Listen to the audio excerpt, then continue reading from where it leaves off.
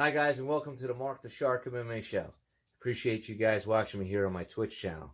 And don't forget, please follow me. If you happen to have an Amazon Prime account, you can subscribe for free. And also make sure you follow me on my social media accounts, including the Marc the Shark MMA show, YouTube channel, the Marc the Shark MMA show, Facebook channel. My Twitch channel is Marc BJJ Fighter. And my Instagram is Marc_Retorto. And don't forget, it's Marc with a C and not a K. And don't forget to visit the website where you can sign up to be a guest, you can sign up to become a sponsor, or you can shop. Get fabulous hoodies and t-shirts like the one I'm wearing right here. Not too shabby, right? And also you can make a donation. And also don't forget that I also have a podcast that comes out either on iHeartRadio, Stitcher, Podbean, pretty much everywhere. I have a new episode that comes out every Friday or Sunday, depending on how the week goes. And then I'll be here on Twitch every Saturday, so make sure you watch me every single Saturday on this channel. All right, guys, stay tuned and watch the show and enjoy it. Hi, guys, and welcome to the Marc the Shark MMA show. Appreciate you guys watching me here on my Twitch channel. And don't forget, please follow me. If you happen to have an Amazon Prime account, you can subscribe for free. And also make sure you follow me on my social media accounts, including the Marc the Shark MMA show, YouTube channel, the Marc the Shark MMA show, Facebook channel. My Twitch channel is Marc BJJ Fighter. And my Instagram is Marc_Retorto. And don't forget, it's Marc with a C and not a K. And don't forget to visit the website where you can sign up to be a guest, you can sign up to become a sponsor, or you can shop. Get fabulous hoodies and t-shirts like the one I'm wearing right here. Not too shabby, right? And also you can make a donation. And also don't forget that I also have a podcast that comes out either on iHeartRadio, Stitcher, Podbean, pretty much everywhere.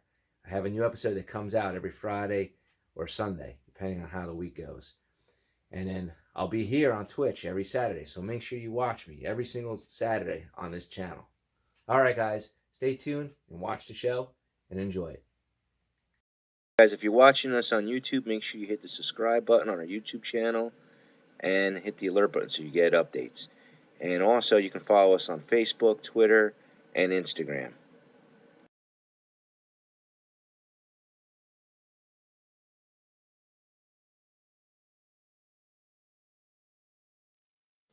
This podcast episode is brought to you by Defense Soap. Defend what you have built. Save 15% with the code Marc the Shark MMA Show, used by all jiu-jitsu and MMA athletes to prevent skin infections. This podcast is also brought to you by Audible. Go to www.audibletrial.com/MMA show and you get a free audiobook when you sign up for a 30-day trial. This episode is also brought to you by HostGator. Save 60% on your web hosting needs by using the promo code Marc the Shark MMA Show. Again, save 60% on your web hosting needs with HostGator. This podcast episode is also brought to you by Retorto Family Books. If you're interested in great books for your children to read, get books by Christina Retorto. And if you're interested in action, thriller, suspense books, you can get The Cabal, The Saga Begins, or fantasy books like Marcus the Vampire, both written by your host, Marc the Shark Retorto. Again, go to www.retortofamilybooks.com. Also, do not forget to go to the Marc the Shark MMA Show podcast website, the shop for our merchandise. We got t-shirts, hoodies, tank tops, hats, and even mugs. Anything you can want with the Marc the Shark MMA Show podcast name on it. And also, please do not forget to go to our website where you can make a donation to support the podcast. All you have to do is click on the donation button.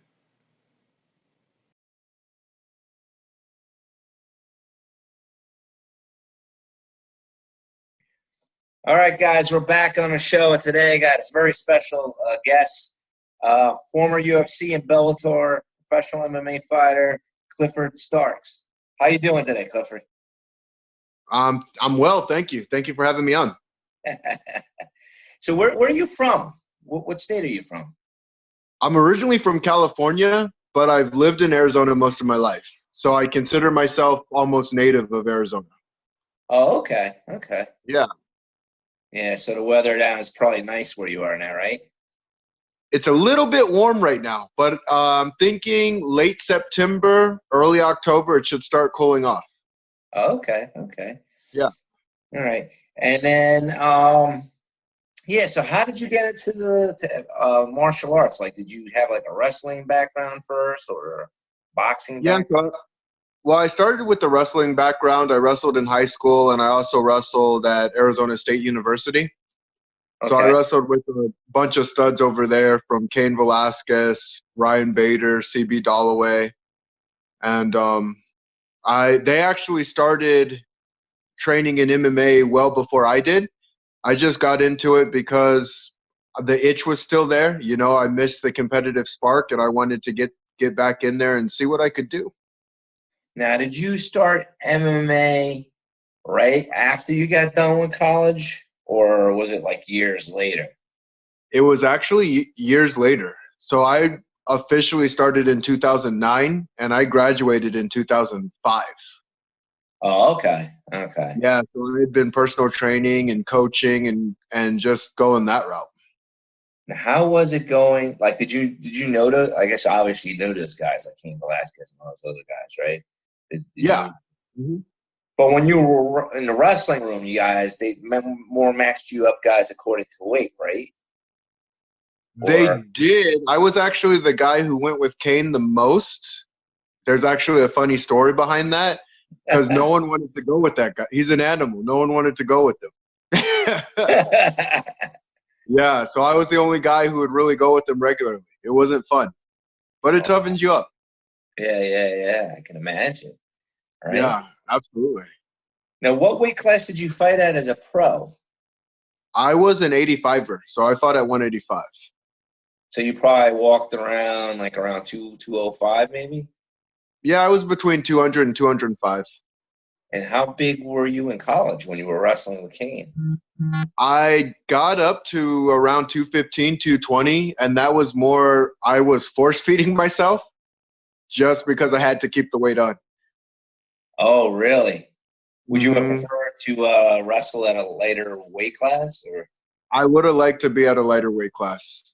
It's kind of funny. So it's I usually actually, the opposite, right? Usually the wrestling coach yeah, says, "I want you to yeah. cut weight," Hmm. right? Well, I was going to quit the team. So I needed to make cash. I needed to make some money. And I told my coach, like, Coach, I got to quit. I got to make money so I can support my basically my tuition. Okay. And he told me that he was going to take care of it. So he ended up putting me on a scholarship, Oh, and that's pretty rare when it comes to the collegiate level, especially for wrestling, because they have very limited scholarships for wrestling. oh, wow. So I guess the guy Yeah, had saw some potential in you, right?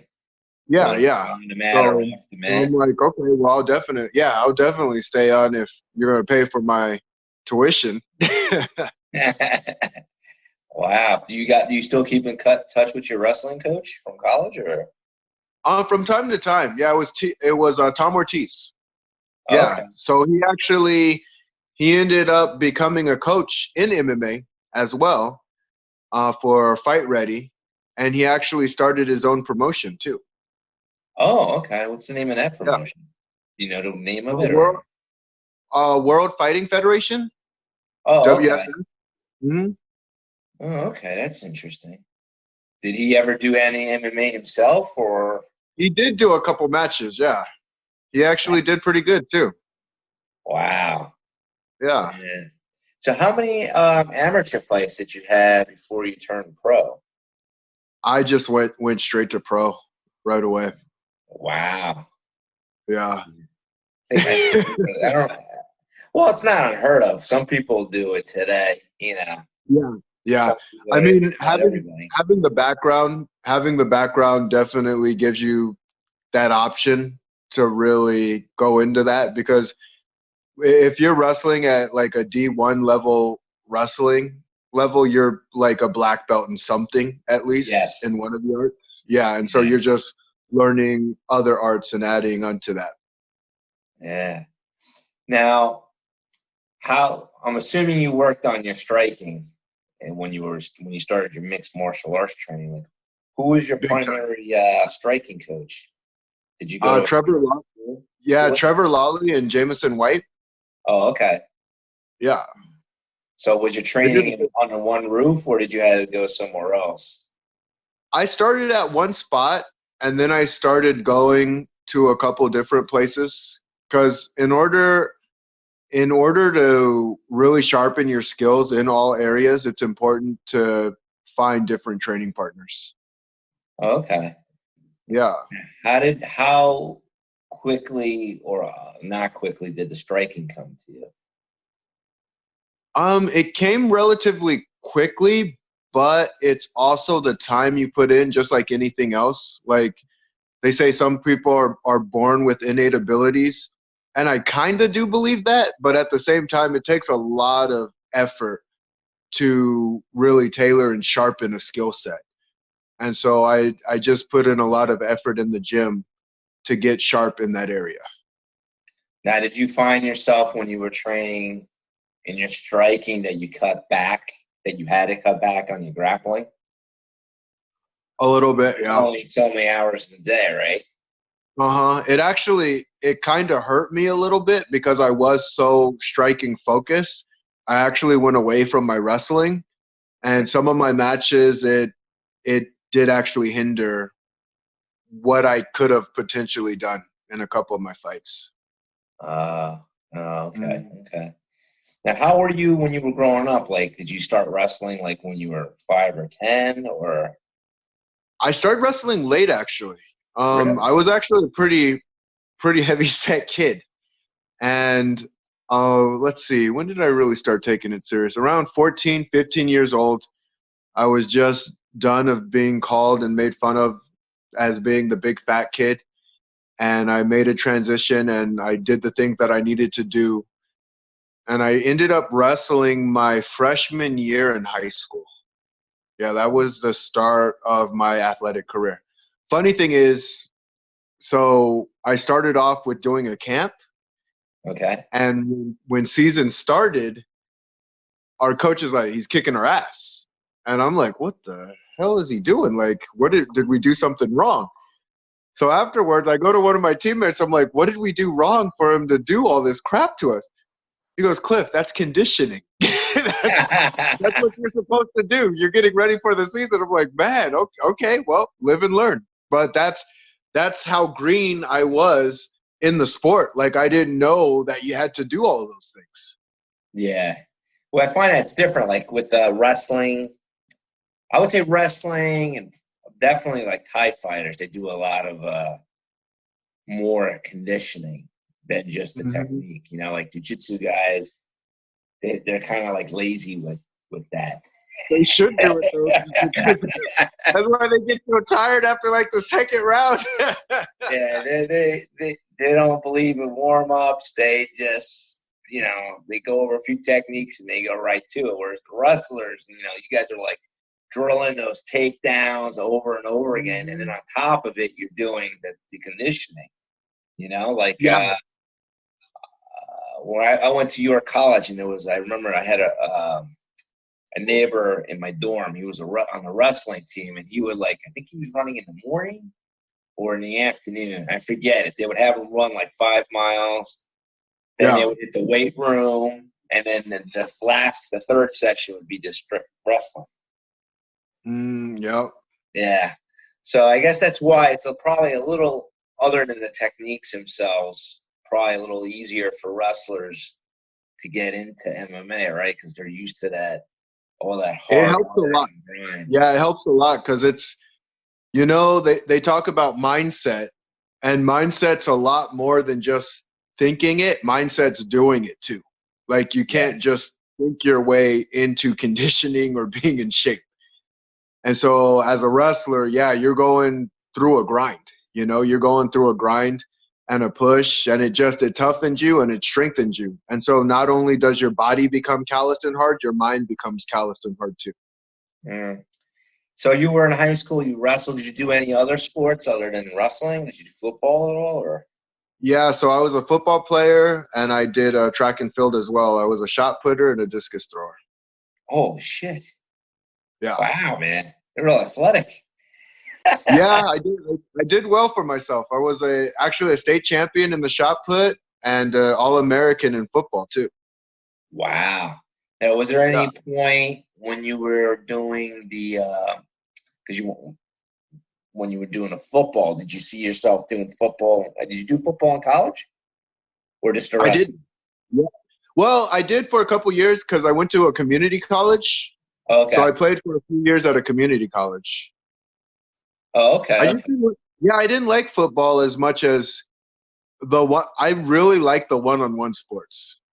I was Okay. never really as big into the team sports, and that's probably because I'd rather take blame for me messing up and like, okay, I screwed up. What do I do? But when your whole team's messing up and you can have a good game, like, okay, the team still loses. Yeah, I hear you. I hear you.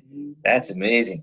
So, but when you were doing the shot put, were like you said, you won the states in the shot put. Did you ever like Yeah, think, like, oh, I can go further with that as opposed to the I wrestling? I could have, but it's pretty similar to what happened to me in wrestling. Like I said, I was forcefully keeping the weight on. Shot Uh, putters have to be big guys. Like to compete at that level, I would probably have to be at least 250, 260. And I could get there, but I don't like force feeding myself. Not to that level at least. wow. Well, what are you walking in Yeah. at now? So I usually walk between 200, 205. Still walking around the same. Holy cow, Yeah. that's insane. All right, guys, we're gonna take a quick break, and we'll be right back. Awesome. This podcast episode is brought to you by Defense Soap. Defend what you have built. Save 15% with the code Mark the Shark MMA Show, used by all jiu-jitsu and MMA athletes to prevent skin infections. This podcast is also brought to you by Audible. Go to www.audibletrial.com/MMA Show, and you get a free audiobook when you sign up for a 30-day trial.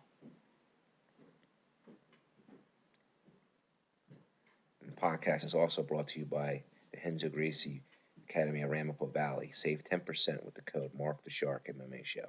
Call 201-580-0581.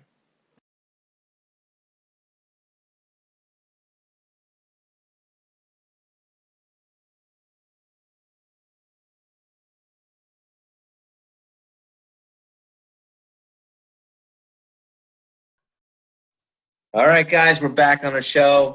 I still got Clifford Starks, former UFC and Bellator fighter, with me on the line here, and we're still chatting, finding out a little bit more about this interesting MMA fighter. All right, Clifford. So we're going over your how you were in high school doing a shot put, and how you were more into individual sports than team sports. So when you went from high school going into college, you did Mhm. you did the community. When you were in community school, you did the football. Yeah. Now, when did you go over to the Division One school for wrestling?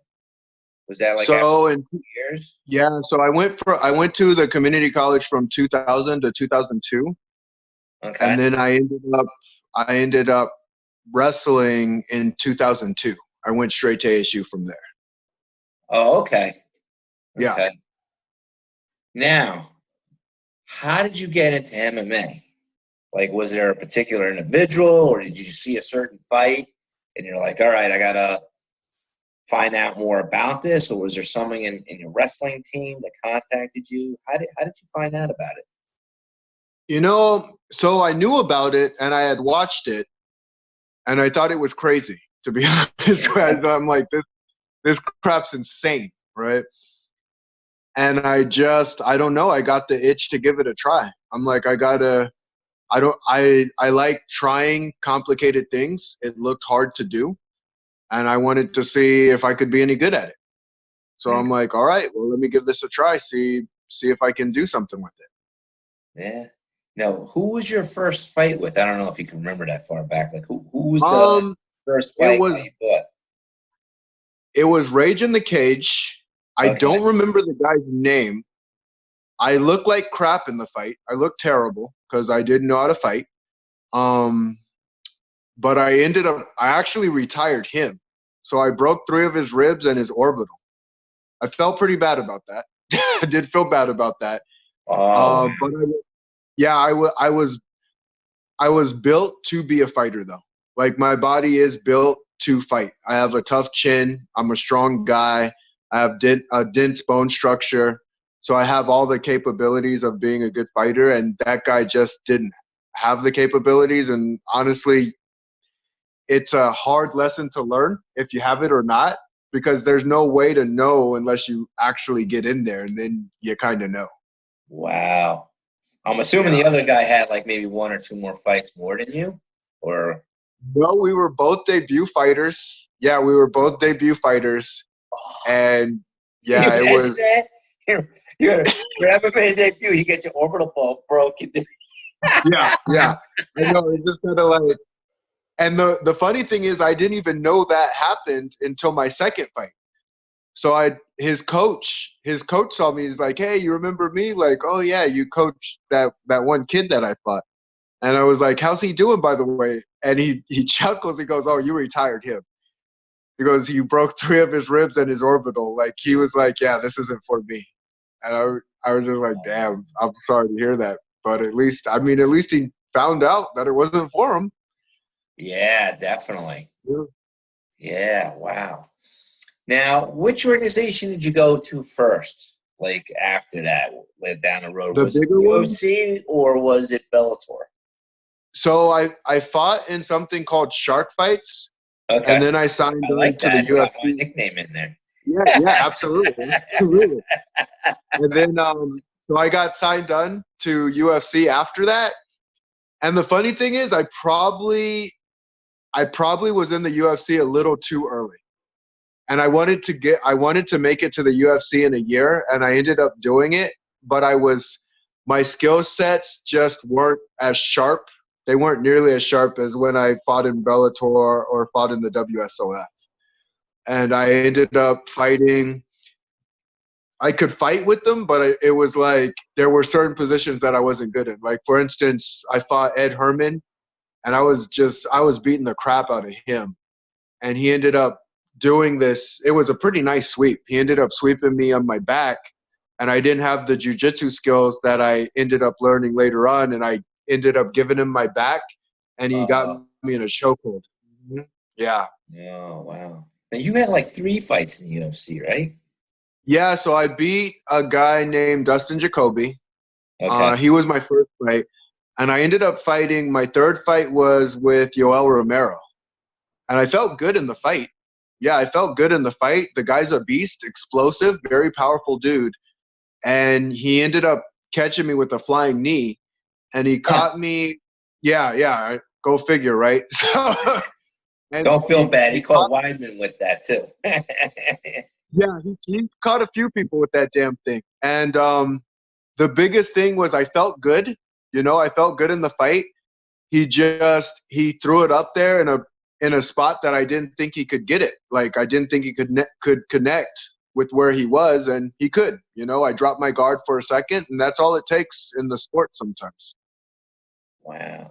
So Yeah. from the time you debuted in MMA in general, you got into the UFC within a year.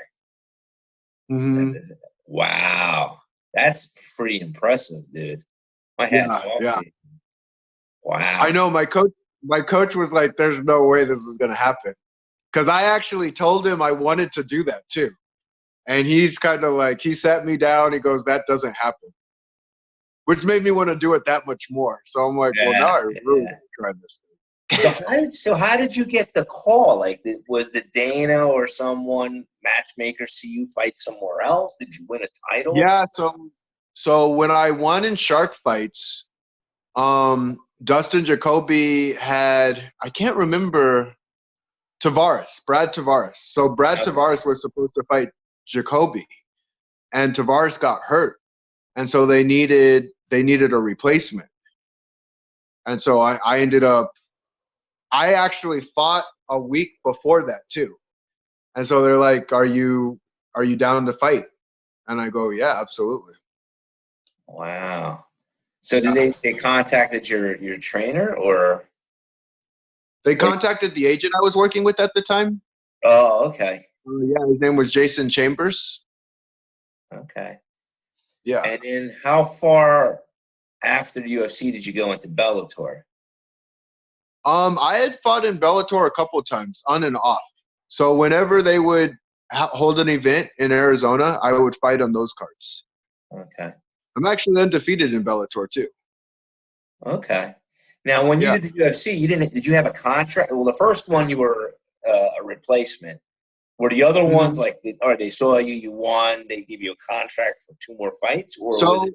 So yeah, I had a 4-fight contract. Oh, okay. So the only issue, and it's the fight game. It is what it is. So the contract's to favor the UFC, not the fighter. So the UFC can cut you whenever they want to cut you, and it really kind of sucked. The situation, like I wasn't dealt the best card, like I ended up fighting Yoel. I knew he was a dangerous fight, and I wanted to see how I would do with him, and I felt good in there. I felt good in there, and I just ended up getting caught. Big, athletic, strong guy, but I feel like I could have fought with anyone in the UFC.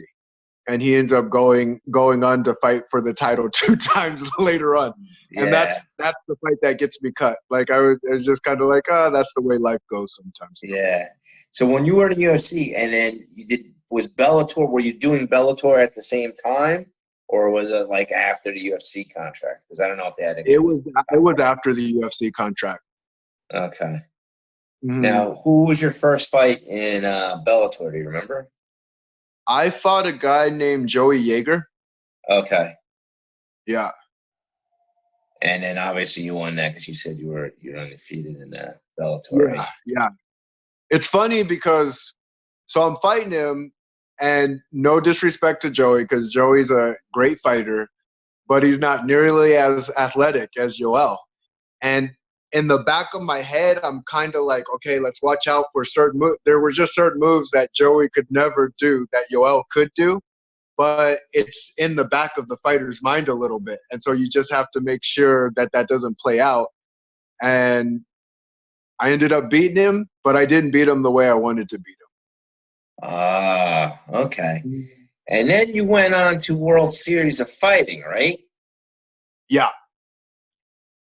Now, let me just see if I got this right here. Did you fight David Branch in World Series Fighting? I did. Was that for the title? Yeah. Huh? Was that for the title? That was for the title. Yeah, so I went on a fight with feeling really good. Ended up fighting, and I freaking strained my back for like one. So my training camp, I had a strained back, which kind of sucked, but it is what it is. And then you just showed up to the fight and pushed through it, right? Yeah. Wow. Mm-hmm. Now, was that your how many fights did you have in the World Series of Fighting? So I had a total of 4 fights with WSOF. Okay. So, and that was the last organization you fought in, right? I ended up fighting a couple fights in Russia. Really? And yeah. So I fought a couple fights in Russia. I ended up having my kid too, which made fighting a lot more difficult. Lack of sleep and more, they take up a little bit. Yeah. Just it changed things up a little bit, and fighting is I don't want to call it a selfish discipline, but it's kind of a selfish discipline. Like you have to be in your game when you're fighting at a high level. And so that's kind of the reason, actually that is the reason that I gave it up, because I felt like I could still continue to fight. I still had the skill set to fight, but I wanted to play father. Yeah, which because you can only do it once, right? The kids grow up fast, so you got to take advantage of it, Now, looking back on all your fights, I know Yoel knocked you out with a flying knee. But other than Yeah. him, like, who was the toughest guy that you ever fought in MMA during your career? The funny thing is, my toughest fight ever was my second fight. Really? Yeah, because so on the toughness scale, you got to look at the skill set of the individual too. So I wasn't a very skilled fighter for my second fight, but I was fighting a skilled fighter who knew how to kick, who knew how to like he was above my skill level. Okay. I had two really super tough fights, my second fight and my fourth fight. Okay. And it's because I was taking fights with people that were above my skill level. And I think that those are the best fights to have anyway, though, because you get to see where you're at. You get to see what kind of person you are. Are you going to walk away with your tail between your legs, or are you going to try and fight? And so tough fights, yes, and very empowering transformational fights for me, because it showed like I'm just going to keep gutting it out and doing what I can do. And luckily I ended up winning both of those fights. Now, what made those fights tough? Was it were they just the striking? Like, because you were a Division I wrestler. You wrestled with Kane. So it can't be, I know there's a lot of wrestlers in MMA, but there's not everybody's a Division I wrestler. Not everyone's used to wrestling Kane. Yeah. So it was the wrestling I was fine in. I didn't have to worry about the wrestling, but the striking, like the second guy, he was a Muay Thai guy. And he just kept chopping at my leg, and I didn't even know how to check a kick. So I'm just taking these clean kicks to my thigh over and over and over again. And I gutted through it, ended up winning the fight, but I literally couldn't walk properly for 2 weeks. Oh, I believe it. Yeah. I gotta give So you credit, dude, man. I've done a little Muay Thai, dude, and I remember I was like going against this guy in the class. I'm like, this guy's like huffing and puffing. He can't even do push-ups. Yeah. So when it came to sparring, bro, he had conditioning. He landed a few leg kicks on me. I was done. I couldn't walk for 2 weeks, dude. It really changes everything. So I'm taking clean kicks to the leg, limping all over the place, doing what I got to do. And I remember like a month after that, I actually had Jameson White, one of my coaches. I'm like, teach me everything there is about kicking and how to stop every single kick, because I never want that to happen again. Wow. Did you have to go to therapy at all after that or no? Yeah, I had to get it scraped up. Like there's a big chunk of scar tissue that I had to take it. Like it was not fun. It wasn't. Yeah, you gotta get what do they get, that metal thing? And dude, that shit sucks. It was not pleasant. I've had I've gone because I had a lot of problem with my legs. I got IT band issues and stuff, so I go for a lot of deep tissue massage on my legs, dude. And the lady just laughs. I'm like cursing at her while she's doing it, and she's just sitting there laughing. People could hear me in the room next door, man. I'm like cursing. I'm like, motherfucker. I feel you. Yeah, man, it sucks. So after your MMA career, now you're a father. Like, what are you doing with yourself now? Like, what are you doing now? So right now, I focus mostly on my coaching. So it's like I take people through a transformational process, and it's really about taking people through the fire. Because when you go through the fire, nothing can stop you. But it's about going through that fire, And so you got to have the right voices and the right people in your team that make you feel like you can go through the fire. Okay. So you're coaching MMA, correct?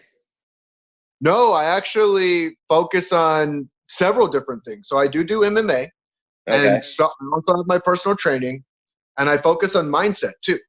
So I can actually do it mobile. Yeah, I can do it mobile, because everything starts with the mindset. Like everything starts with that. If you can give a person the right story that they need to really get them to take the action that they have to take, that's where their life transforms. Yeah, I believe that. Yeah, the mind is a very important aspect, It is. It absolutely is. Yeah. It can push you through a lot of things that your body, you don't think you can physically do. Yeah. I honestly believe in that. Now, do you do any do you coach any like wrestling at all, or is it just MMA on the side? Do you do like Um, high school wrestling or college wrestling? it really depends on who, because my Okay. time's limited. So Okay. if I feel like someone's going to get, I'm only going to give as much as someone's going to give me. Okay. So if you see someone who's willing to give 100% and they really want to be a better wrestler, I'll work with them.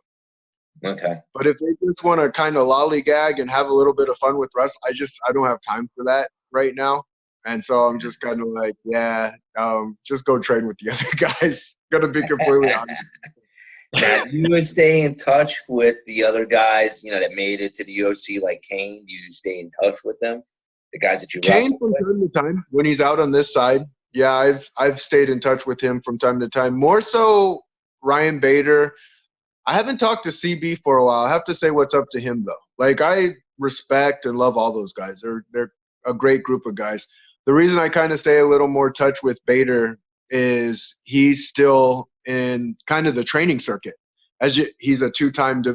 Bellator champion right now. He's Yeah. crushing. Yeah, he's done really well since he went over there. Yeah, he's doing really, really well. And so, but yeah, CB, another cool dude. Cain Velasquez, cool guy. Now, have you been to any of their fights? Have they? Cain, I was at one of Cain's. It sucked because I knew he could beat Dos Santos, and it was the one that he lost to him in. Because we were both fighting on the same card. Yeah. Okay. And I'm glad he got his reason. Bader? What about Bader?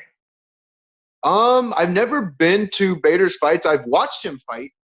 Okay. I've watched him fight, and I got to tell you, when he knocked out Fedor, this is a nice left hook. Yeah. Yeah, it was a nice hook. Yeah. Now, do you still practice your striking at all, or are you just? Yeah, because so now I do jiu-jitsu tournaments because okay. It just doesn't go away.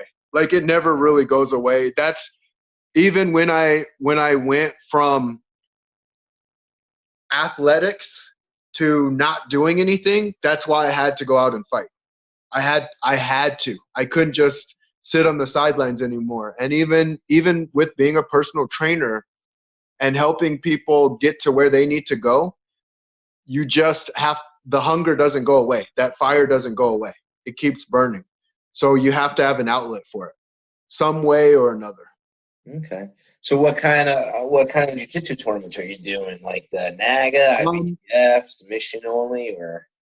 I've done IBJFF, and I've also done the NAGA. I've done a couple state tournaments.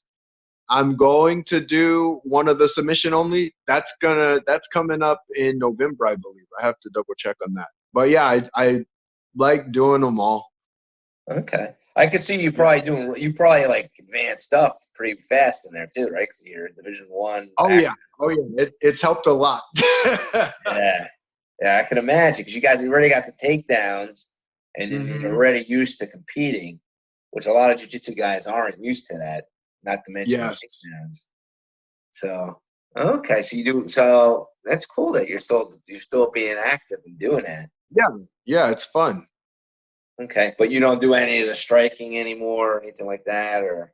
I play around from time to time. I don't think it's ever going to completely go away because it's fun. I mean, yeah, I have a lot of fun doing it, and try to pass the torch, help others learn what they need to learn. And I don't know about my son. He might be a fighter. My wife doesn't really like that very much, but I'm like, Bev, he's kind of have that fighter mentality already. So we'll see. We'll see what he ends up doing. How old's your son now? He just turned 3. Okay. Yeah, because I don't know about in your area, but in my area they start them wrestling at 5. Yeah. So I think Steve might, right? Then that's my jiu-jitsu instructor. Oh yeah, I didn't give Steve his credit. So Steve ended up coming in later on, which probably would have helped me in the UFC because I didn't really have a grappling coach yet, and that's where I was getting in trouble on the jiu-jitsu aspect. And so he ended up coming on later on, and he's been a big part of my game of sharpening up my jiu-jitsu. Okay. But yeah, so he might be training my son here pretty soon, which would be really Oh, nice. that's great. That's great. Yeah, you got to Yeah. start young, man. Absolutely. It makes the process easier. Now, in the world of mixed martial arts, is there a particular fighter that you like and admire? Honestly, I admire them all just because they walked in the cage. Like, I'll tell you another thing. Once I started, when I was fighting locally, a lot of people talk about how good they can fight. A lot of people talk about what they'll do and how they'll do it. But once your hands start getting taped and you have to walk to that cage, then you get to see who the real fighters are. You know, talk doesn't really do that much. And so when you're fighting at that stage, that's a lot of blood, sweat, and tears. That didn't happen overnight. That comes from putting in a lot of effort and a lot of energy. So I respect anyone who can get to that level. I hear you. I hear you. Now, if you had to say something to someone who's looking to get started in mixed martial arts, with particularly at the amateur level, like what kind of advice would you give them? Find someone who's going to support you and believe in you, and go take that damn action. You get those people, you'll be good to go. Exactly. Now, if you had to point out like one particular area that you say, what area of martial arts do you think is the most useful for MMA? Is it the striking, the wrestling? Wrestling by far. It's not even close.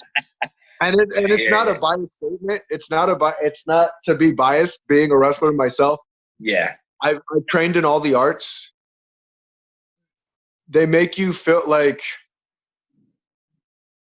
you know that feeling where your mind's just like, why in the hell are you doing this? Yeah. Well, in wrestling, they teach you to push past that. I have never seen, maybe Muay Thai, actually. In Muay Thai, they're pretty damn tough too. Yeah. But in jiu-jitsu, no offense to all you jiu-jitsu people, I got love for you. But let's be honest, that just quit, it's just like, oh yeah, just quit. Yeah. You don't get that option in wrestling. There is no quit. You don't get the option. Yeah. I hear you. Now let's talk a little bit more about the coaching you do. Do you have like a website set up, like a Facebook page? Like, how would people get in touch with you? So I have a website. I got my website, cliffordstarks.com. They can also email me at info@cliffordstarks. And I have a Facebook Messenger. So if you ever want a Facebook Messenger, you can Instagram me, DM me there. I try to be accessible enough to either work with you or find the person who would best work with you. Okay. Now, you say a lot of the stuff you do mobilely. Is it over like a Skype session, or is it through your website, or how do you it really depends on what works best for the person. Because, like I said, I have the mindset training, but I also have personal training too. So if a Skype would work better for that individual, I'll do Skype with them. Okay. Now, is the personal training that's in terms of like fitness and getting back in shape, right? I'm assuming. Okay. Yeah. Now, is that at a gym near you, or do you have your own gym for that? Or so I actually work out of Arizona Combat Sports still. Okay. And eventually I'll probably start my own facility. And I also, just like I said, I can do it mobilely or online as well.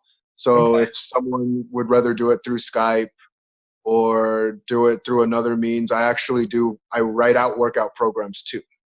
Okay.